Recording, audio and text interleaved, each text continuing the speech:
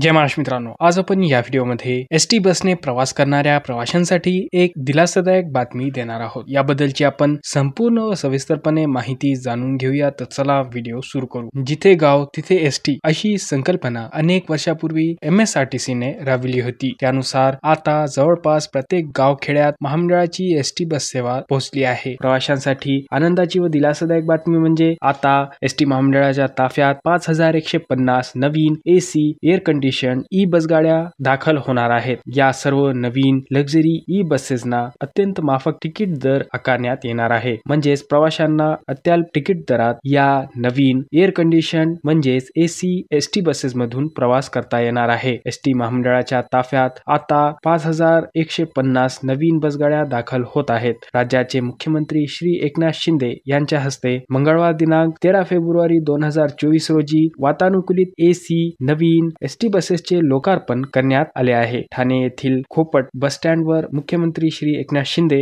यांच्या हस्ते मंगळवार दिनांक 13 फेब्रुवारी 2024 दुपारी हा लोकार्पण सोहळा पार पडला. मीडिया रिपोर्ट्सनुसार 5150 AC ई बसेससाठी राज्यभरात 173 पेक्षा जास्त बसस्थानकांवर चार्जिंग स्टेशन निर्माण केले जात आहेत. या नवीन ई बसेसमध्ये 35 आसने असतील. यासोबतच बुधवार दिनांक 14 फेब्रुवारी 2024 पासून बोरिवली, ठाणे, नाशिक या मार्गावर या नवीन ई बसेस धावण्यास सुरुवात देखील झालेली आहे. प्रवाशांसाठी आनंदाची व दिलासादायक बातमी म्हणजे या नवीन एसटी बसेस मधून प्रवाशांना सवलतीच्या दरात देखील प्रवास करता येणार आहे. म्हणजेच महिलांना या एसटी बसेस मधून अर्ध्या तिकिटात प्रवास करता येणार आहे. त्यासोबतच 65 वर्षांवरील ज्येष्ठ नागरिकांसाठी देखील तिकीट भाड्यात 50% सवलत दिली जाणार आहे. त्याबरोबरच अमृत ज्येष्ठ नागरिक योजनेअंतर्गत 75 वर्षांवरील सर्व ज्येष्ठ नागरिकांना या नवीन ई बसेस मधून 100% तिकीट सवलतीत म्हणजेच 75 वर्षांवरील ज्येष्ठ नागरिकांना पूर्णतः मोफत या बसेस मधून प्रवास करता येणार आहे. आता